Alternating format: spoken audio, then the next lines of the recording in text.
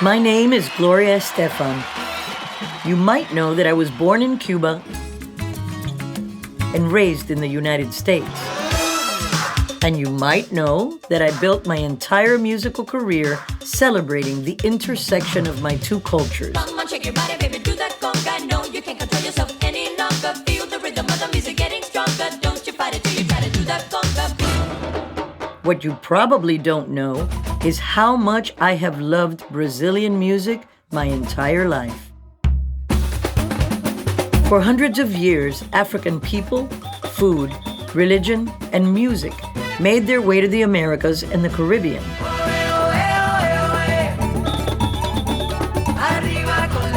The idea that the same people who landed on the shores of Cuba also landed in Brazil inspired me to dig deeper into the musical connections that tie our rhythms and cultures.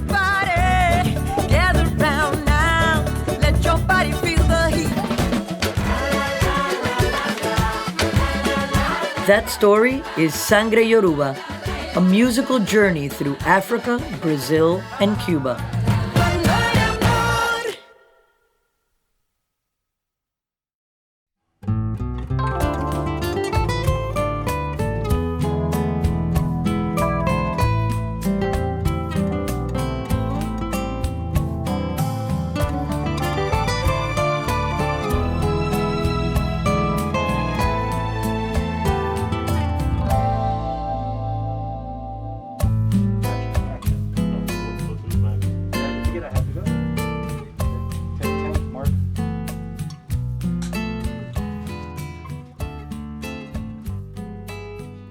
Why did you make an album about Brazilian music?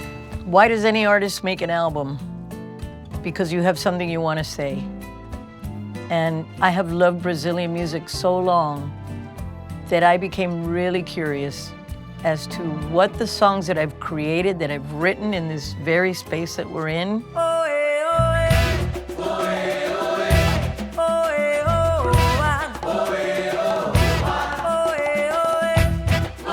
what would happen if I took these songs and I completely reimagined them? All right, the rhythm is gonna get you again. With the sounds, the rhythms, the sensuality, the syncopation of Brazilian rhythms. This time from Brazil. At night, when you turn off all the lights, there's no place that you can hide. No, no, the rhythm is gonna get you. In bed, through the covers on your head.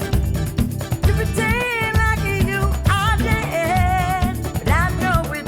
The rhythm is gonna get you again. Rhythm is gonna get you. The rhythm is gonna get you. Rhythm is gonna get you.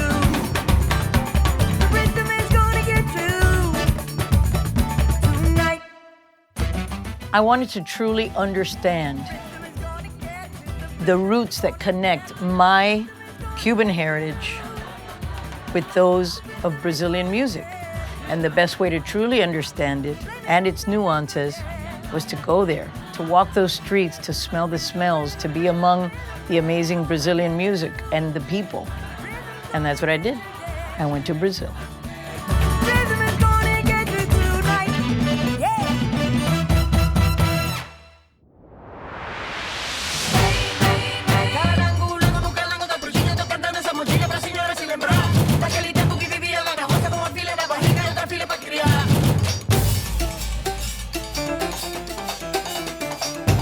There's no better place to begin a deep dive into the African roots of Brazilian music than in the northeastern state of Bahia, the birthplace of samba. It's a painful origin story that is sadly all too familiar. Beginning in the 1500s, and for more than 300 years, millions of Africans were captured, loaded onto floating prisons, and shipped to European colonies in the Americas. Slaves destined for Cuba and Brazil often came from the same regions, spoke the same languages, and shared the same culture and religion. Of the 10 million Africans that survived the deadly transatlantic passage, some 5 million landed in Brazil, more than 10 times as many as the United States.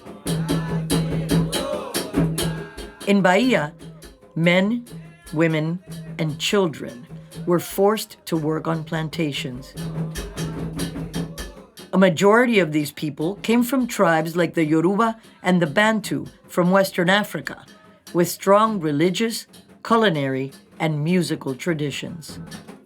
Porém, na nossa costa há uma predominância bantu. No século XVIII e século XIX, um contingente muito grande de negros escravizados ali. Você tem um contingente muito grande nas fazendas de algodão, de café, de cana, tudo isso você precisava desse contingente escravo. E os bantus, principalmente da região de Congo e Angola, trazem algumas características rítmicas e culturais que são diretamente ligados ao nascimento do samba.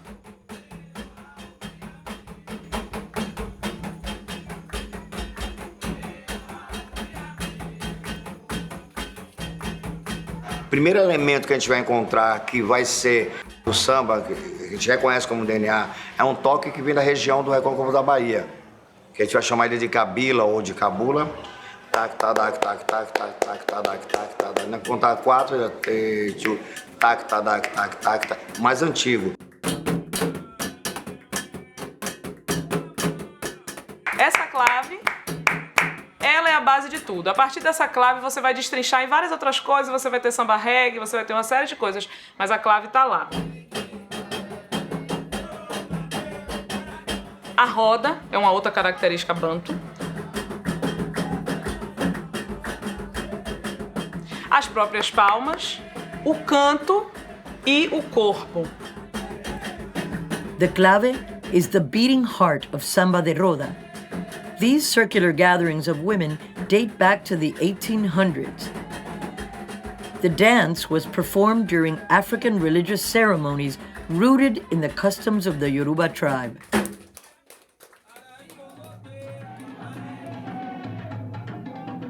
The Yoruba were also among the largest ethnic groups enslaved in Cuba. Like most slave masters weary of a revolt, the Spanish barred the Yoruba from practicing their religion and from playing their drums, except on special occasions. The Yoruba, in an act of resistance, gave off the impression of converting to Catholicism, but secretly passed down their religion from generation to generation.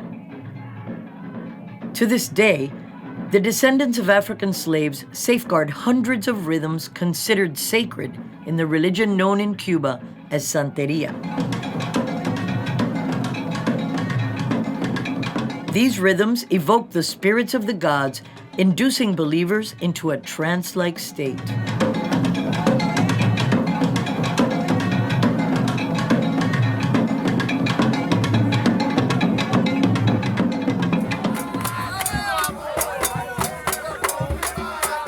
In Brazil, the Yoruba also practiced their religion in secret by combining elements of Catholicism.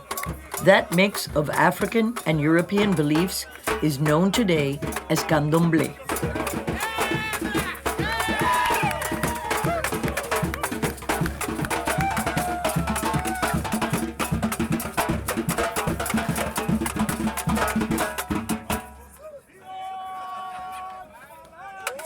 The Yoruba tribe went both to Cuba and to Brazil. Because of the different influences, the music became different. And we share a lot of that African root all over the Caribbean, but in Cuba particularly strong.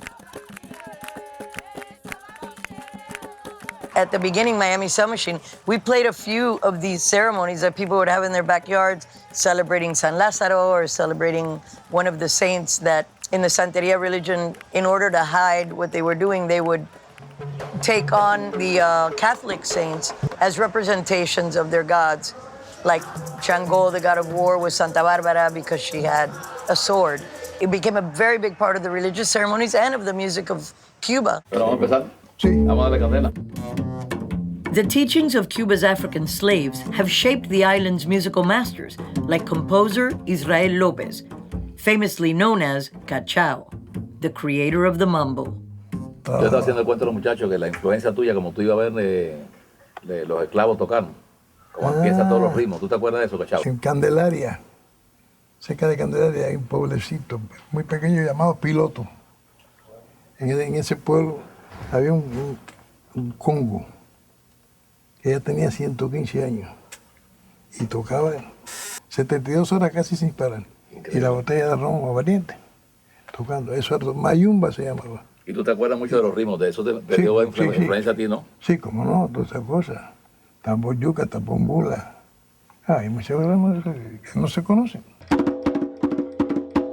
The most influential rhythm brought by African slaves is the clave, a subtle yet powerful beat that forms the bedrock of Cuban music. ¿La clave cubana cómo es? La original. La original.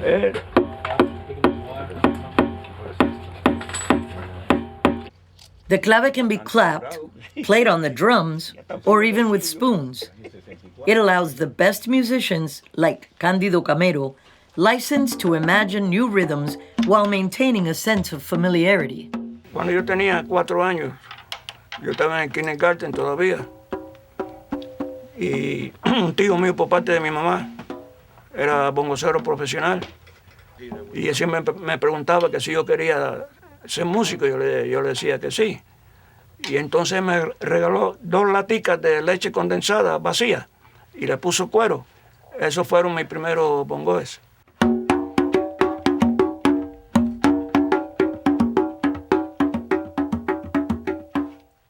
Esa es la melodía de Manteca. Y si yo fuera a cantar lo que estoy tocando aquí, yo diría, oye la que dice Manteca, oye la que dice Manteca. La Tres Congas precisamente fue para eso, por la melodía. Cuba Mambo, qué bueno es. Esta es muy famosa melodía. También es famosa. Ana coa, coa, coa, ¿ya? Y después si le pone la otra parte, dice...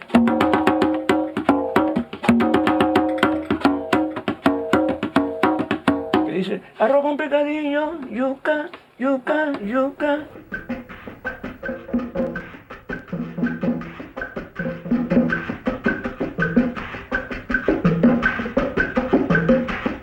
I think when you talk about the Brazilian music and the Cuban music, the base is Afro, from Africa. Still now, you go to Africa and you listen to a lot of things that sounds like a Cuban music. Of course, it sounds like Cuban music because we copy a lot of things from Africa. What happens is in Cuba, we added guitars, we added piano, we added horns, different melodies because it's a different culture.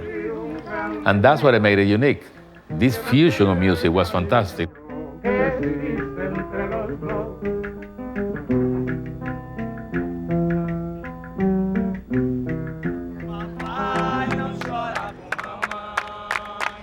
The origins of samba can be traced to the Recóncavo region of Bahia.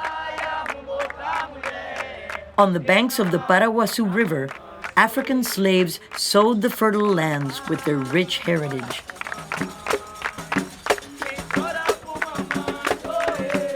Being here, it's hard not to feel like you're in Cuba. The people, the food, the music, it all feels so familiar. Santa Balba tem, mas não dá, seus colar de ouro vai me dar. Santa Balba tem, mas não dá, seus colar de ouro vai me dar. Aí, menino, puro come. Eu nasci em 1920. Nesse negócio de escravidão eu não alcancei. Não foi no tempo de meus pais, deve ser, né? Meu pai trabalhava na pedreira. E minha mãe trabalhava dentro de casa, criando os filhos. Todas as novenas que tivesse, tinha samba. Tinha samba. Agora não era samba de roda. Era samba comum que o povo fazia nas novenas. A gente saía para as novenas de São Cosme e cantava: São Cosme, São Damião, que está no pé do altar. Ajude o dono da casa que está em primeiro lugar. Ajuda aí, São Cosme, ajuda aí, samba. Ajuda aí, São Cosme, ajuda aí, o samba. E tinha...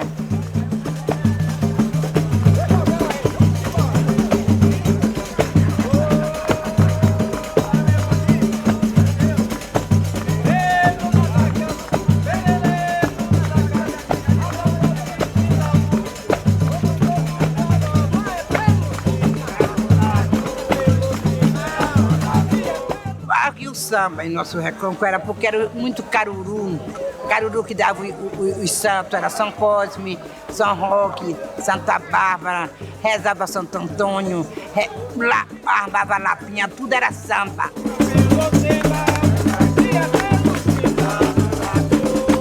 Antigamente não tinha água encanada, não tinha luz elétrica, tudo era samba, meu filho.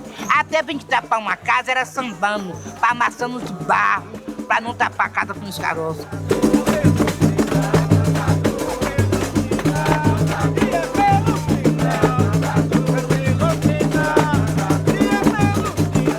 Hoje era o caruru de minha madrinha, amanhã era da minha parteira, a depois era da comadre da minha mãe, a depois era da prima. Então era a semana toda era caruru, de segunda a segunda.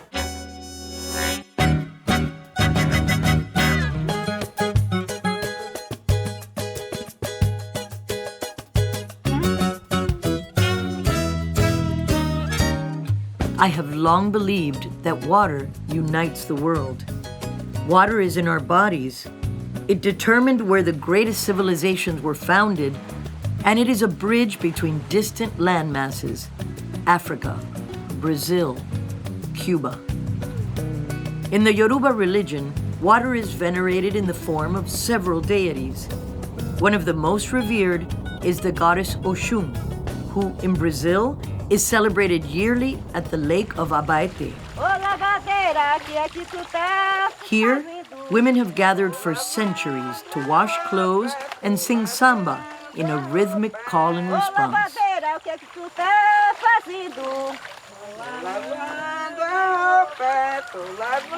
E a Lagoa do Abaeté, Abaeté em Tupi, né, se chama Horror, terror, porque essa lagoa tem muitos mistérios aqui, muita coisa já aconteceu aqui. E aqui tem uma história com as lavadeiras que sabem desses mistérios, dessas coisas todas que acontecem por aqui. Estava falando da música, isso é o samba de roda, né? Porque palmas, coro e mulheres dançando com roupas típicas. Esse é o samba de roda que dá origem a tudo. Assim. Y alegría también siento mucho en la samba de roda, ¿no? Aunque me imagino que pasaron mucho dolor porque la mejor música viene del dolor, para mí. Pero ese dolor se convierte en algo bello musical que uno comparte y las personas se desahogan y se sienten lindo. Y por eso quisimos grabar Cuando hay amor, este tema, aquí. Sí, porque es una mezcla de samba de roda con muy latino. Y yo quise llevarlo más a lo que era brasilero, porque esa es nueva, nunca he grabado esa canción anteriormente. Es inédita. Sí, es inédita, entonces quería que tuviera el sabor de Bahía y de donde nació la samba. Cuando hay amor, hay mariposas escondidas, los colores brillan y ya no hace falta nada más. Hay amor, cuando hay amor, ya no existen las mentiras. No te importa lo que digan, no hay pasado ni hay dolor, hay amor. Hacen falta los te quiero, las caricias, los te amo, pero sobran las palabras cuando canta el corazón. Cuando hay amor, todo puedes alcanzar. Lo difícil se hace simple y lo más simple es especial. Cuando hay amor, tu sonrisa es habitual. Hay un algo en tu mirada que no puedes ocultar. Cuando hay amor, no ves.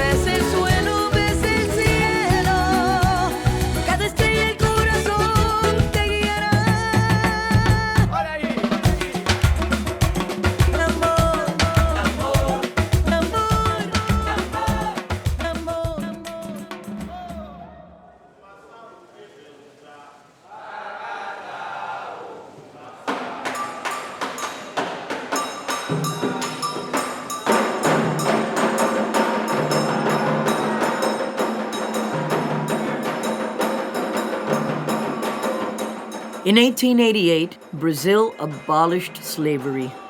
It was the last country in the Western Hemisphere to do so. Thousands of former slaves in Bahia made their way to Rio de Janeiro. These migrants settled in makeshift communities, often with the help of older Bahian women known as tias, or aunts. The tias were cooks, street food vendors, and religious leaders. Many lived in the emerging neighborhood known as Little Africa. Tia Ciata, a candomblé priestess from Bahia, was a singular figure in the emergence of samba in Rio de Janeiro. Her home was a candomblé temple, as well as a popular meeting place for budding musicians. Pessoas vieram para o Rio de Janeiro e no Rio, Tia Ciata conseguiu fazer ali, na verdade, uma grande reunião de sambistas, mas o samba era uma coisa marginalizada, era uma coisa de malandragem, era coisa de gente pobre, de gente negra. Foi muito importante na medida em que havia toda aquela situação religiosa e que os sambistas ficavam na casa de Tia Ciata e quando a polícia chegava, eles diziam que ali estava acontecendo uma cerimônia religiosa e que não era samba. Era uma forma de poder disfarçar tudo isso. O que acontecia na casa de Tia Ciata era justamente uma manifestação cultural em torno da música, da comida e da bebida, que durava até 3 dias. Uma festa 3 dias.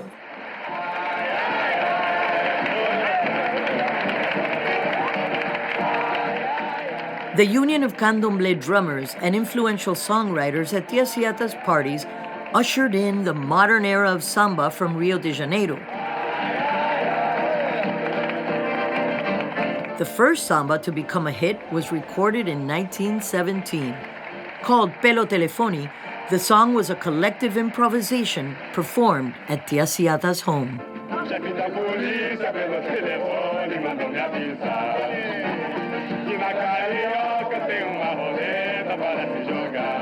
Essa junção de pelo telefone é que foi babado, que tornou o negócio interessante, porque as pessoas cantavam, já conheciam os versos de domínio público, que é se a rolinha, senhor, senhor, se embaraçou, senhor, senhor, porque esse samba te arrepia, faz perna bamba, mas faz gozar,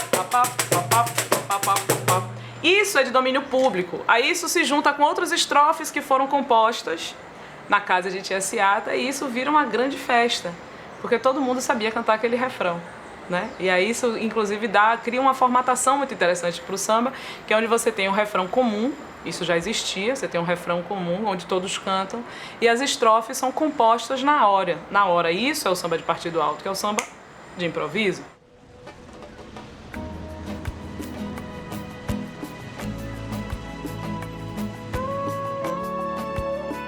When I think about the beginnings of samba and the important role of women in bringing together different groups of people, I'm reminded of my grandmother, Consuelo Garcia Perez, and the impact she had in launching my own career. My grandmother was very much like Tia Ciata and the women that were really the beginning of samba. When we came to the United States, my grandmother, when she finally came, she was already like 57 years old. And she said to my grandfather, what are we going to do? We don't speak the language. How are we going to survive? And she went behind the house that they had rented. She saw Curtis Park. There was a bunch of men, Cuban men, with their sons at Little League. And she realized there were no concessions. So she grabbed my grandfather and said, come on, we're going to the market. She bought all these things and made croquetas, tamales, took them in a cart that she borrowed from the grocery store and sold everything out within 30 minutes. The following weekend, she brought 2 carts and created a business for herself in her own home. She would help anybody that would come from Cuba, help them get on their feet, have them stay in her home. And she would make me sing at the restaurant that she had created in her house. More than the greatest love the world has known.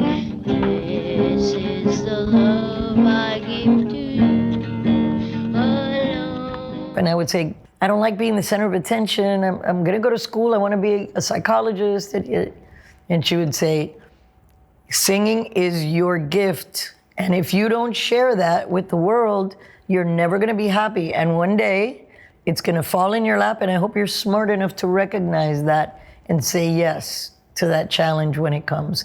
And that's exactly what happened. There is no doubt that politics and revolution left their mark on my family's history. As it turns out, samba would undergo a similar transformation more than 40 years after the abolishment of slavery. In Rio de Janeiro, Getulio Vargas. In 1930, the military, following a bloodless coup, installed Getulio Vargas as interim president. During the ensuing political instability, Vargas sought to unify the nation by strengthening the concept of Brazilian identity. Vargas recognized music transcended race, class, and geographical barriers, and wanted samba to be the face of Brazil's racial integration. It is carnival, and only carnival counts. The government promoted a national radio network that beamed samba across the country. Emerging samba schools were given government grants, and the first sanctioned competition was held in 1935 in Praça 11, where Tia Ciata had once lived. E o desfile das escolas de samba, na Praça 11, foi que deu o início de toda essa história aí. Não havia essa coisa de arquibancada, nada disso. Era uma corda, tá? As baianas vinham vestidas de forma muito tradicional, né? Colares e tal, um lencinho na cabeça. As baterias eram de couro de cabrito, couro de boi.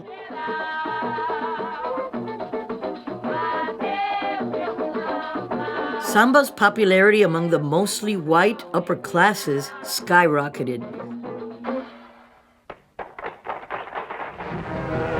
But Vargas, an admirer of Mussolini and Hitler, wanted something in return. He wanted to change samba. The government censored popular samba artists and imposed strict rules on the patriotic themes samba schools could present during carnival parades.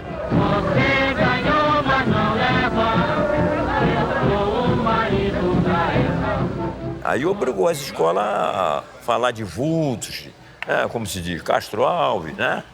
Vultos de efeméridos do Brasil, né? Tiradentes, essas coisas. Mas antes era falar de mulher. Heróis do Brasil. As escolas começaram a fazer o enredo com Pedro Álvares Cabral, que descobriu o Brasil. Pedro Álvares Cabral, um samba do Manassés, pai dele, descobriu o Brasil. Vamos cantar esse samba? Pedro Álvares Cabral, 49. Descobriu o Brasil. Foi casual navegar em alto mar. Legendary composer Monarco and his son Mauro are part of the Velha Guarda, or Old Guard, of the Portela Samba School.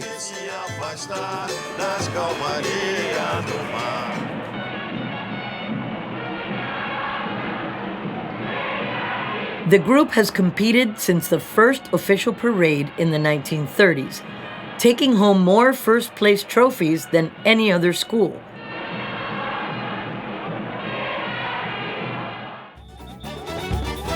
Portela and the earliest samba schools emerged in Rio's suburbs and hillside favelas in the late 1920s and provided a space where musicians could perform without being harassed by the police or unapproving neighbors.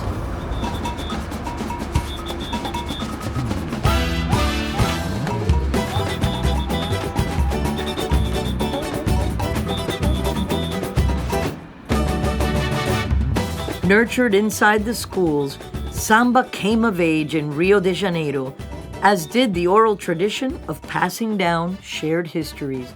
Eu lembro Cartola e lembro Ismael, que é um dos fundadores do Deixa Falar, que é onde nasceu a primeira escola de samba, foi no Estácio de Sá. Não? Ismael Silva, Brancura, aqueles malandros.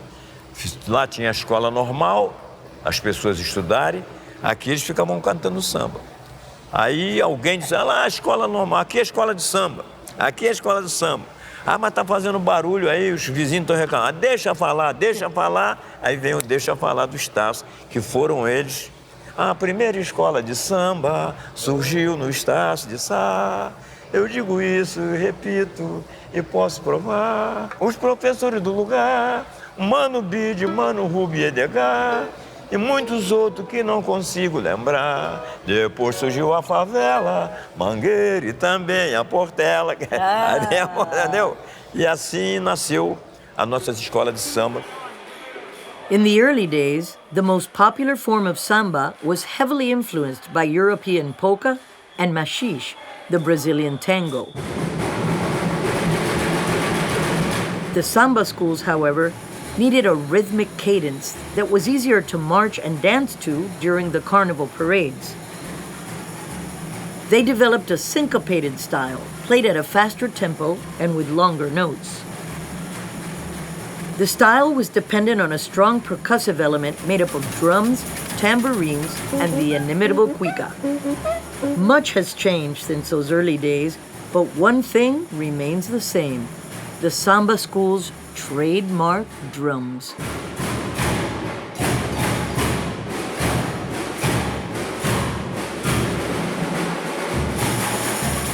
Esse espetáculo todo que a gente vê hoje em dia na Marquês de Sapucaí, que virou o maior espetáculo a céu aberto, e que hoje em dia se chama o desfile das escolas de samba, esse espetáculo já foi reprimido. Hoje a polícia abre alas para o samba passar, mas por ser uma história tão bonita, uma cultura tão bonita, o nosso samba é o porta-voz do nosso país. É privilégio escuchar sus palabras y las suyas y saber que hay samba por mucho tiempo con el futuro que está creciendo nuevo. Tem um compositor que não é daqui, da Portela, ele é de Mangueira. Chama-se Nelson Sargento, já está com 94 anos que o Nelson está. Ele fez um samba que diz que o samba agoniza, mas não morre. Vamos cantar esse samba. Samba agoniza, mas não morre. Alguém sempre te socorre antes do suspiro derradeiro. Samba inocente, pé no chão. É isso aí. A fidalguia do salão te abraçou, te envolveu.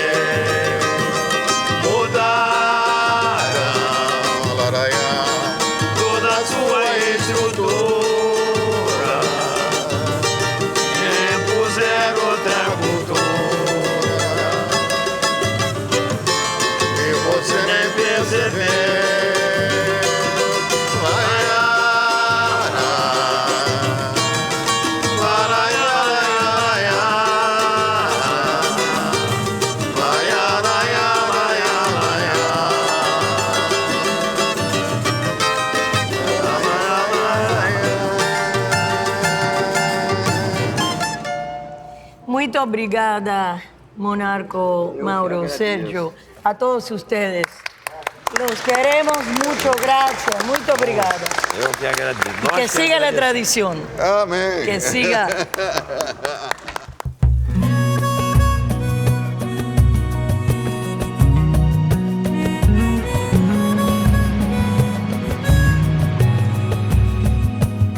I was born in Santiago de Cuba, all the way to the end of the island.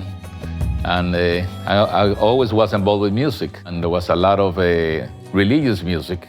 And definitely that's based a lot on Afro-Cuban music. I left Cuba when I was 14 years old. So I still remember a lot of things. Santiago was very famous for carnavales. Carnavales was something that was the highlight of the whole year. The only thing they used was congas, car bells, small ones, big ones, and maybe like a whole bass drum, big, like boom, boom, boom. It was only a rhythm and chant, la la la la la la la, and people just kept going and kept going. To me, what I was impressed is how maybe 20 musicians playing percussion, carbell, and doing a chant can have 5,000 people behind them doing a conga line. I think that's what I became a percussionist, because I love percussion. Percussion to me was something that was in me. I grew up listening to that. For me, it took a long time even to learn about the different kinds of music of Cuba, how it came about, the incredible African root that was at the base of all of it. Come on, shake your body, baby, do that conga. No, you can't control yourself any longer. Come on, shake your body, baby, do that conga. No, you can't control yourself any longer. Then years later, during Miami Sound Machine's party band days, we realized that the conga could still carry the power of the African beat. At the end of the night, there was always this medley of old Cuban congas that were hundreds of years old, some of them. And people would throw off their clothes and their shoes, and it was a free-for-all at the end of every night, which was really the seed that made us write the song conga years later. When we wrote conga, we knew it was going to be a hit because we were playing it in our gigs before we even recorded it, and people were reacting as if it was a hit.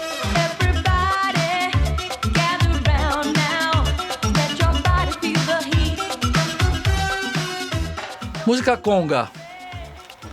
A conga eu pensei na escola de samba mesmo, de verdade, que é uma música muito agitada, né? E acabou que virou o nome samba. É escola de samba total. A interação de tchá-tchá-tchá, tchá-tchá-tchá. Deu muito certo essa fusão que fizemos com o ritmo escola de samba.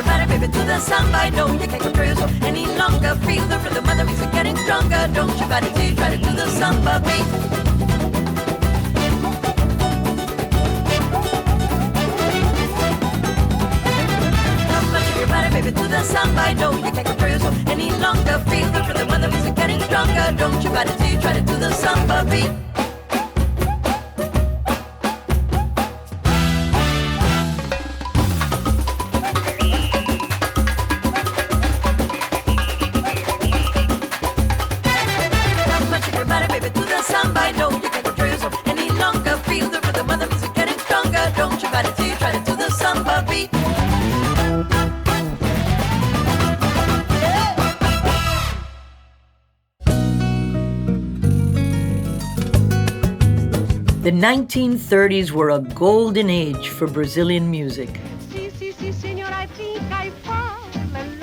But nobody's light shone brighter than samba's greatest international star, Carmen Miranda. I can see that you're for me. In 1939, Miranda moved to Hollywood and became Brazil's first international superstar. She sang on Broadway, appeared in Hollywood films, and performed at the White House for President Franklin Delano Roosevelt. I'll be thinking of you. Das bra brick to moonlit mix. Carry on, MacDougall. Quick! My mom was in love with the Carmen Miranda image and her movies. She would act them out like if she was Carmen Miranda. You know it's me, right? Right, I know. She was a star. She was a diva. That's for my fans. She gravitated towards Carmen Miranda big time.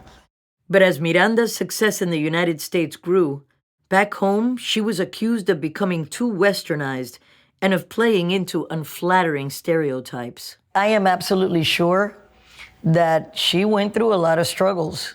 You can't cover everyone's feeling about what their culture is through one image, you know? And in a way, for me, we became that worldwide, that Latin image to people.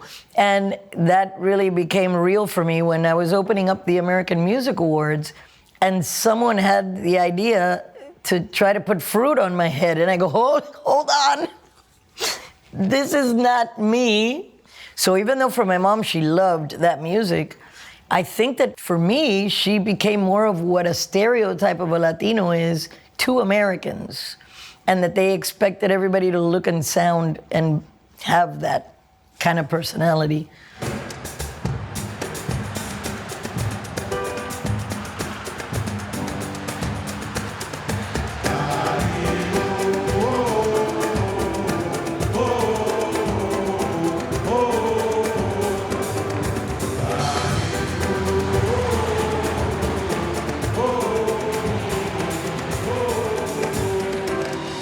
Like all good things that endure the test of time, samba has continuously evolved.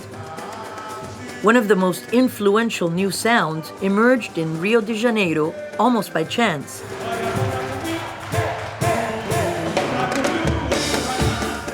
In the 1970s, the founders of the Cacique de Ramos Samba School held weekly jam sessions in the improvised style used at Tiesiatas.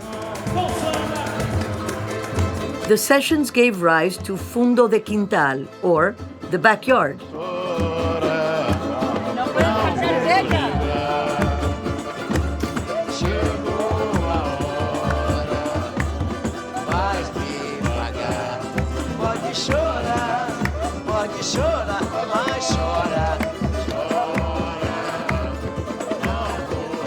By introducing novel drums and a banjo, Fundo de Quintal's unique samba pagode style was equally roots, sonically groundbreaking, and straight up irresistible.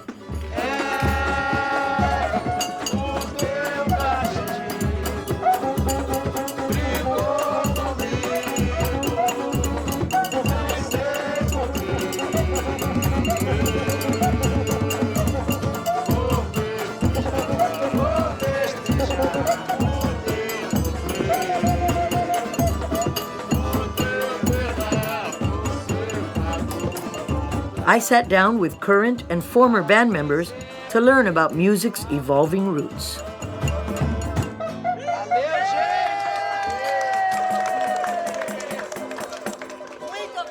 Obrigada a você. Foi numa mesa típica, assim, uma mesa dessa forma que surgiu toda essa brincadeira que nós costumamos dizer que era uma brincadeira, que virou coisa séria, virou um movimento dentro do samba. Então, desse meio, dessa roda, surgiram instrumentos, sim. Porque as rodas de samba eram feitas com a parte percussiva, né? Samba de raiz é o que nós estamos fazendo aqui.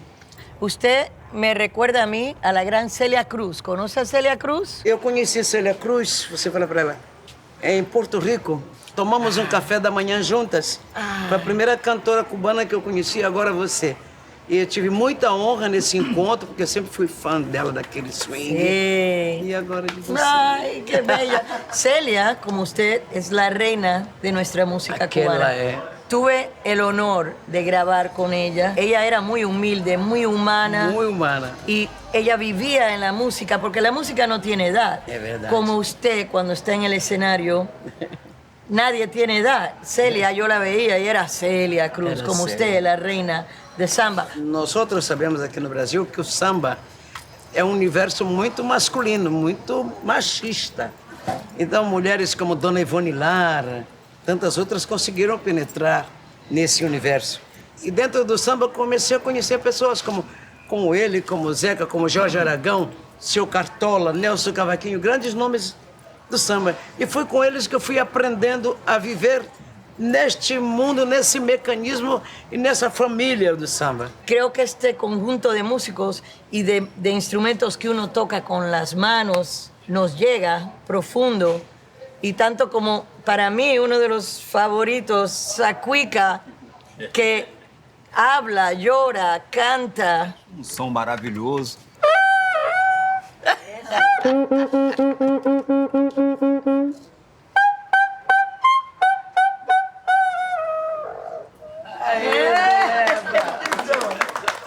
Que parece que está riendo, llorando.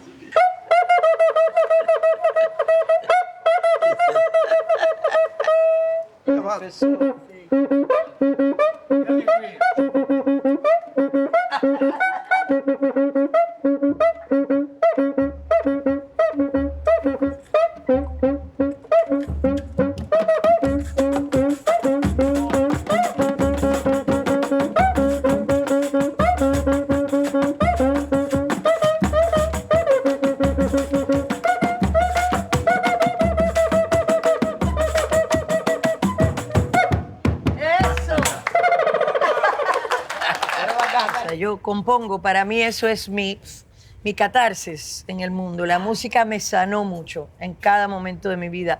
Y como compositor, ¿qué piensan cuando están componiendo una samba?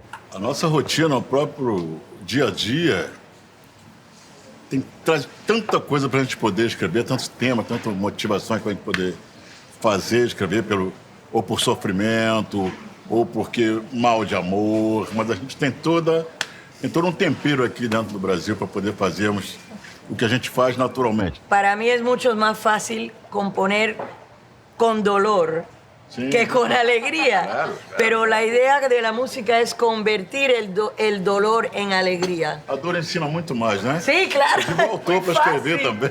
Mucho más fácil.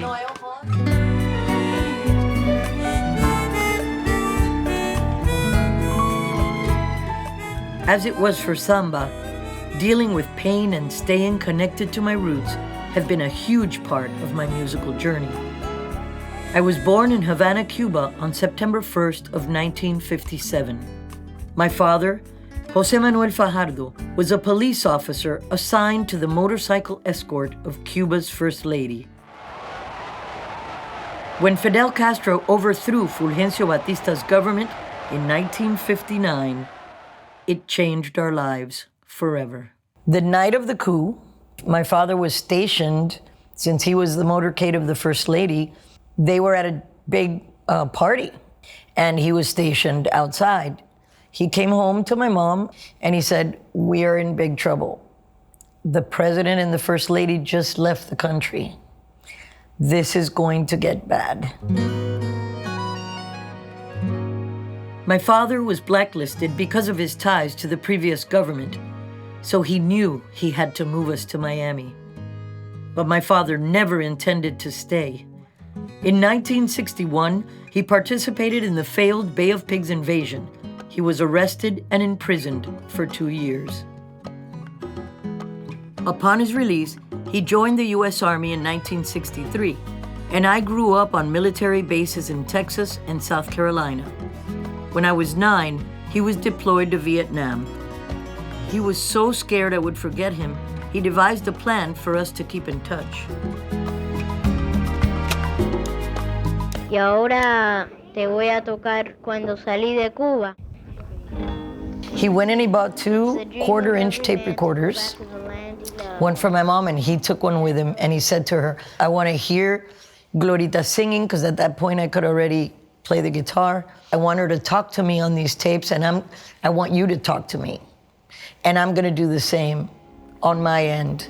Every night I say a silent prayer so that someday I may go back to the land I love and walk where I used to run. And I remember running to the mailbox, looking every day to see when these tapes would come and how happy I would feel when I would see the little box of the quarter-inch tape. After 18 months in Vietnam, my father finally came home. We thought life would go back to normal, like it had been before the war, or before Castro. But he soon began to show the symptoms of what would later be diagnosed as multiple sclerosis. The toll was mental, physical, degenerative, and ultimately fatal. I thought she was shy, maybe. Of course, when I understood everything that happens to her, I understood a lot how much responsibility and how hard it was for her to be able to, help her mom. Her mom was a very proud immigrant that when her dad went to Vietnam, didn't want to take money from the government. She wanted to be sure that she was doing something and giving back to this country, helping this country fight for freedom. But she was a sad kid. Believe it or not, she became a different Gloria. I think our base of music really saved our life. Nunca podré morirme, mi corazón no lo tengo aquí. Ahí me está esperando, me está guardando que vuelva allí. Cuando salí de Cuba, dejé mi vida, dejé mi amor. Cuando salí de Cuba, dejé enterrado mi corazón.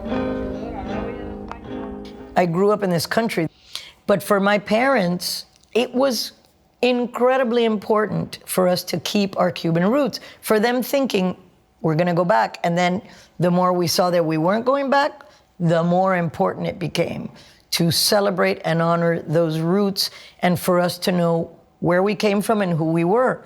I've passed that on to my kids, and I know that they will do the same to theirs.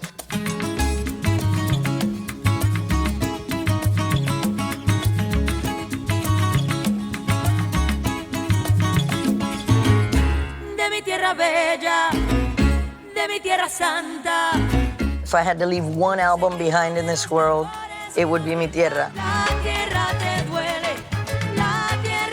We released it at a moment where we were at our most famous in the pop world, and everybody told us, you're crazy, this is a risk, why would you deviate your career as it's going so well? And we go, this isn't deviating, it's evolving my career.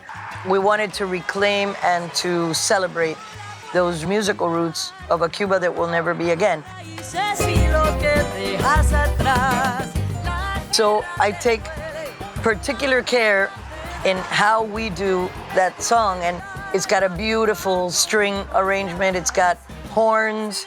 I re-sang everything because I wanted it to be natural, and really the challenge was to keep the integrity of the song but evolve it and grow it,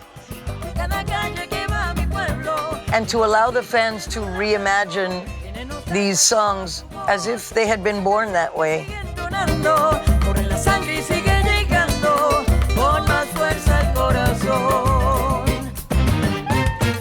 La tierra te duele, la tierra te da en medio del alma cuando tú no estás. La tierra te empuja de raíz y cal, la tierra suspira si no te ve más. Oh.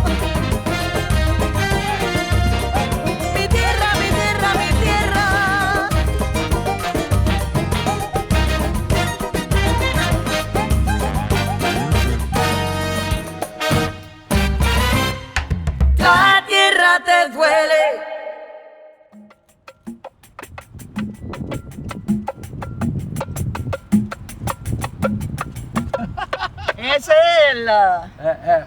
Toca el santo. Ó. Ajá.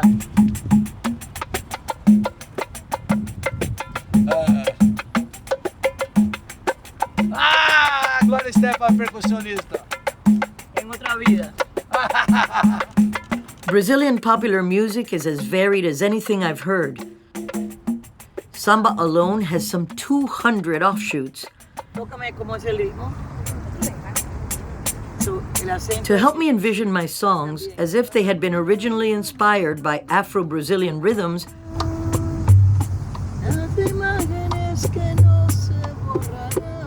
there was really only one person I could call on.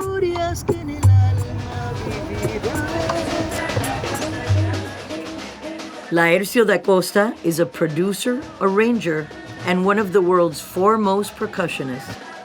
And what can I say? He has sublime taste in music.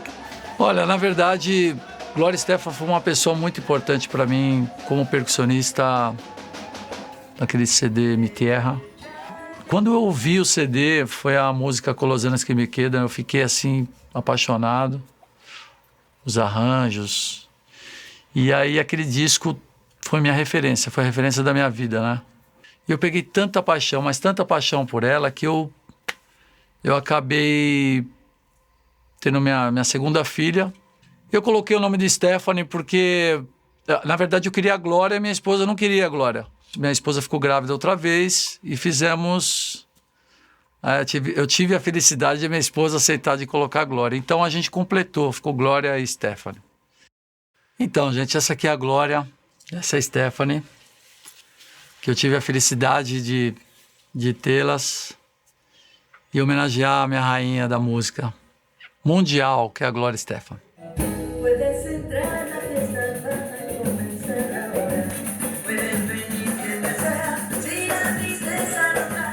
Olha, minha referência como músico sempre foi de samba, né? Comecei em samba, com samba, pagode, escola de samba, Nenê de Vila Matilde.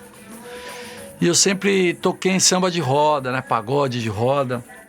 Sempre procurei, como o projeto da Glória seria brasileira, a Glória brasileira, eu sempre misturei em uma música 2, 3 ritmos.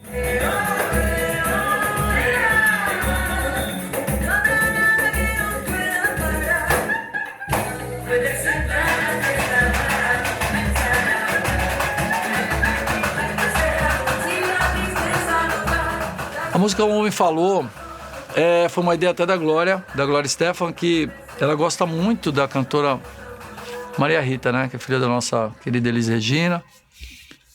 E o Emílio tinha falou, Laércio, eu quero isto, samba. E aí eu chamei os músicos na hora, fizemos aqui uma coisa assim, um samba de verdade, um samba arrastado, carioca e paulistano, com bandolim. E aquelas... A gente fala aqui que o coro, né? Aquelas nega velha que faz a oitava acima, a oitava abaixo. E... Pô, foi muito bacana.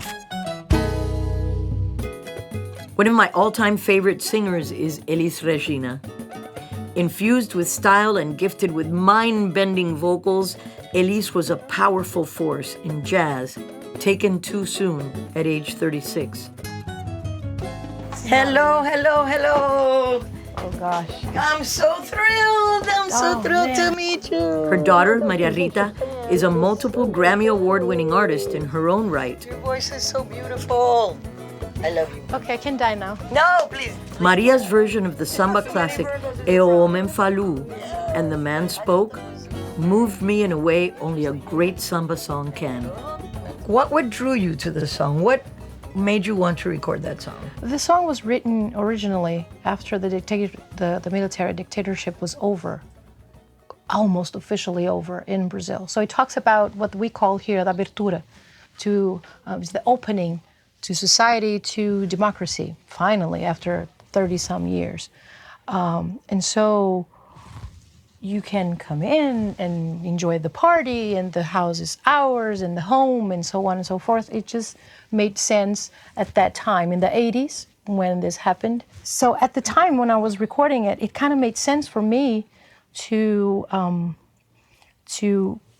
open myself up to samba. So that those words made sense to me personally, in my history and my story within samba, because I wasn't born a sambista. But ever since I was a little girl, I had an understanding. I don't know why, but I did have an understanding that samba was something sacred. Probably because of my sense of tradition and my sense of culture. When I'm doing this record, I really wanted to understand what it was that I was doing and why, and really celebrate and show how songs that for me came from an African root can now transform into the sounds that they would have been if I had grown up in Brazil, perhaps. So that's kind of what we're doing. That's why when your song, when I heard it, I thought, oh my gosh, sounds like legit, so it's daunting to me too, to cover you, because you're the stuff. So it's funny for me to hear that it was daunting for you to, do that type of music. But now I'm in your position, because now I am going to do this daunting thing that you did, and you're Brazilian, all right? So for me, it's with deep respect and a lot of love that I have for the music and the genre that I do this.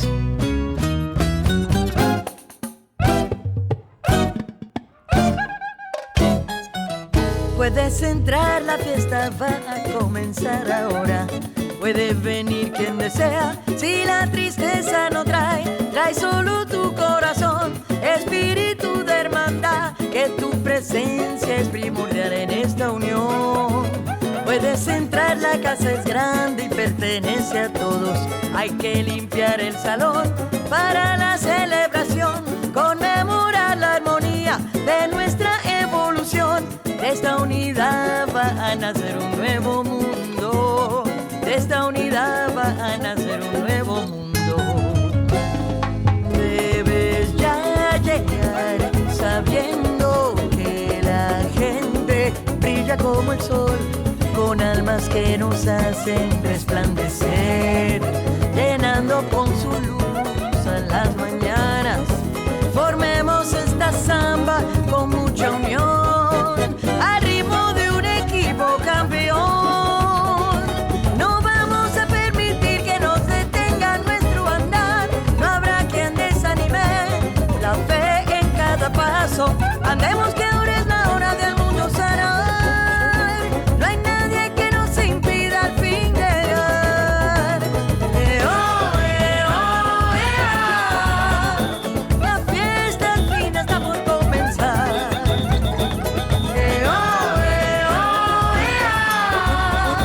No habrá nada que nos pueda parar. Puedes entrar, la fiesta va a comenzar ahora. Puede venir quien desea, si la tristeza no trae solo tu corazón, espíritu de hermandad, que tu presencia es primordial en esta unión. Puedes entrar, la casa es grande y pertenece a todos. Hay que limpiar el salón para la celebración, conmemorar la armonía de nuestra evolución. De esta unidad va a nacer un nuevo mundo. De esta unidad va a nacer un nuevo mundo. Debes ya llegar sabiendo que la gente brilla como el sol, con almas que nos hacen resplandecer, llenando con su luz a las mañanas.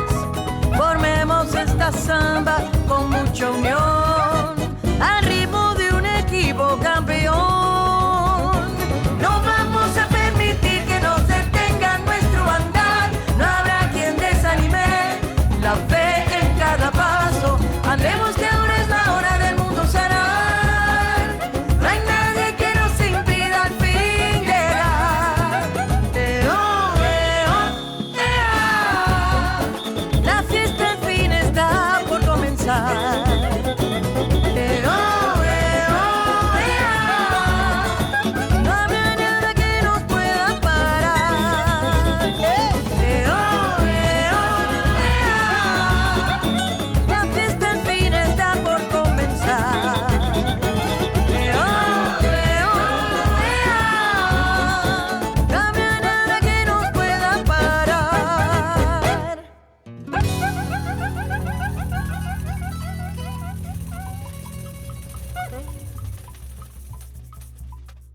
Mom, filming. I'm filming. Filmos, Mom. Señora, ¿cómo usted? How do you feel on your birthday, Mama? Great. My mom was so incredibly excited about the whole concept for this album. And she was so excited, as a matter of fact, that when we had all the tracks ready and I was about to enter the studio that week to sing the songs, she didn't want to wait until I recorded the album. And she asked me to come to her house and show her. So I literally played the songs and sang them to her live in her kitchen table. No. Qué linda. Usted se va a creer, la gente va a pensar que yo soy She borracha. got up and danced in her little, even though she couldn't move as well as before, but she danced, she cried, she sang along with me. She loved it.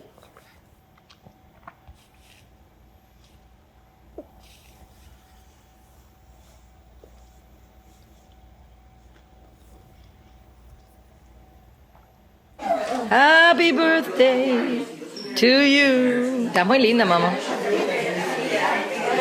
Love you. Love you too. Bye. And thank God that I did, because that very week she took ill and I had to cancel my sessions and spent 33 days in the hospital with her, and she passed away. So she never would have been able to listen to that album had I not sung it for her live in her kitchen. I think the death of her mom, her connection between her mom, I mean, it was no a day that Gloria called her mom at least 4 or 5 times a day. She wasn't ready for that.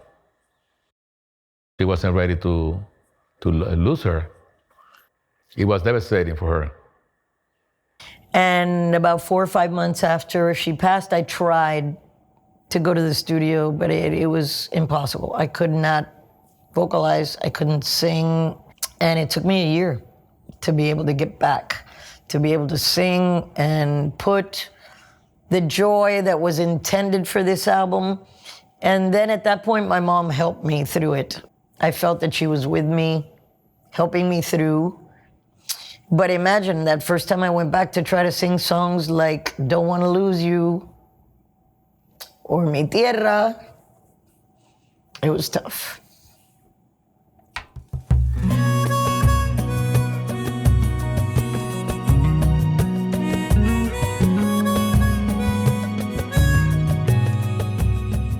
So it took a long time, a long time. I mean, the album was done there, but she said, I don't want to go, I don't want to do it now, I don't feel like doing it. I said, do it when you're right. It cuts both ways. Our love is We have a beautiful family, and we suffer a lot because, we lost her, but we know that's life. I always believe, and I tell Gloria, the main thing is when you live in this earth is to share these special moments. And she got to see a lot of the success. In many ways, I think Gloria was in peace. After a while, she understood that, something was her time to go, was a perfect time. we're heading straight into a broken heart. And sure enough, she did the album in no time. 'Cause I feel too much, let you go, hurting you, and it's hard. I know to stay and fight for what we got, knowing it'll never be good enough. 'Cause you and I are dangerous. We want too much, and I think that we don't ask for more. You'd be a fool. Haven't we already broken every rule? It cuts both ways.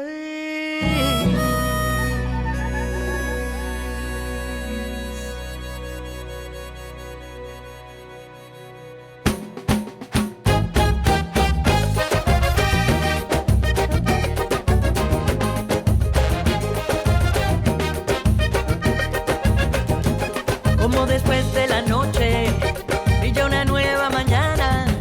Como después de la noche brilla una nueva mañana.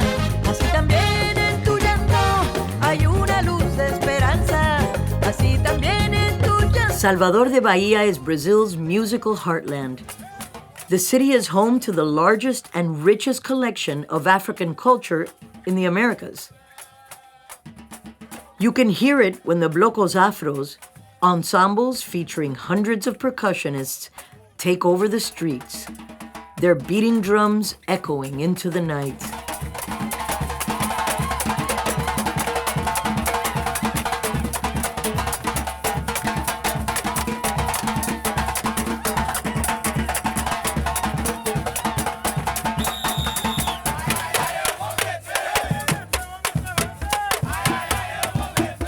In a city of drummers, Carlinhos Brown stands alone for his profound understanding of the power of music.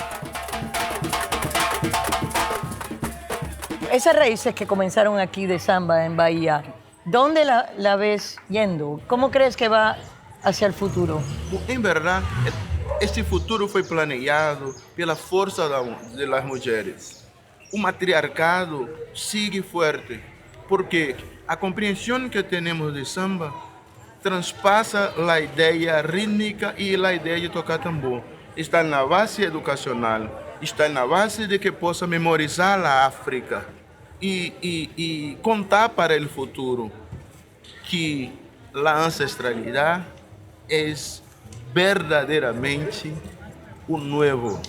As outras coisas são novidades. Houve tempo que acá os tambores foram retirados de los negros para que não se conjuntasse e seus pensamentos não se convertessem em organização, em comunicação. E aí se levou tudo. Querían silenciarlos a través de la música. A través de la música, silenciar a través de la música y los separar. Eso pasó en Cuba también. Increíble. Porque desafortunadamente la revolución apagó muchas voces y no querían que crecieran. Ahora está cambiando un poco, pero sí hubo un momento que estaban silenciados los músicos y a veces los cubanos de allá no conocen los músicos que eran monstruos de la música. As a child, Carlinhos sold water on the streets. He created his first drum kit with the empty bottles he carried back home at the end of the day. His band, Timbalada, is based in his childhood neighborhood, Candial, where Candomblé's African roots remain strong to this day. La Madre de la Concepción, né? Nossa Senhora da Conceição, que no sincretismo religioso é Ochum. Sí.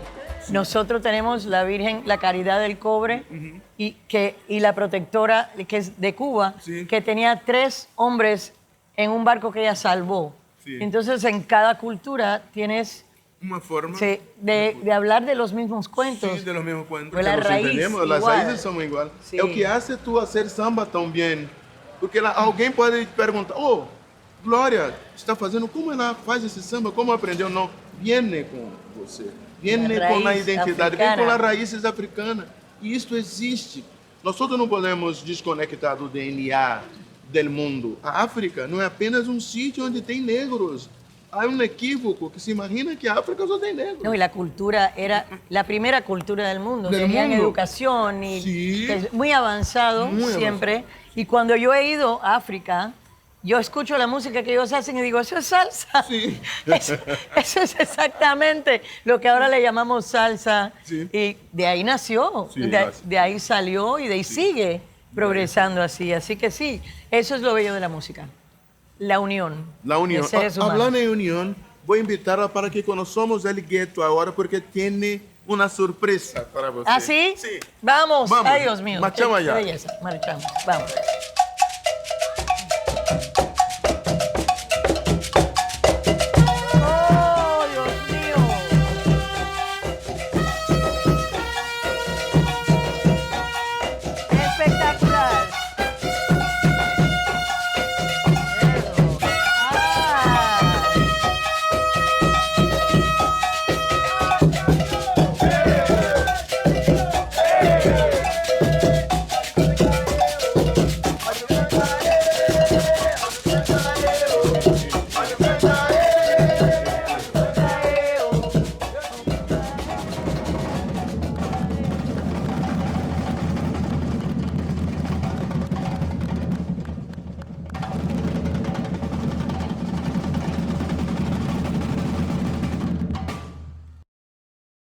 Aquí está Dida, que en Yoruba, Dida. ¿Qué significa en en Yoruba? Yoruba, el poder de la creación. Su maestro mayor es un creador del samba reggae. Y a ellas lo debo este nombre pelo fato de la fertilidad, el poder, la sonrisa, todo que la mujer puede ofrecer para los hombres. Para mí, son las mejores que pueden representar hoy las batidas de samba reggae. Y para mí también, porque mi hija es baterista y es una de las más poderosas bateristas que yo conozco y le encanta. Y hay algo especial, yo creo, en ver a mujeres tocando tambores. Sí, sí. Hay algo muy lindo que viene con ese sentir y ella estaría felicísima. Ojalá que ella estuviera aquí, pero quiero escucharlas. Sí. Me encantaría. Ela quer escutar vocês.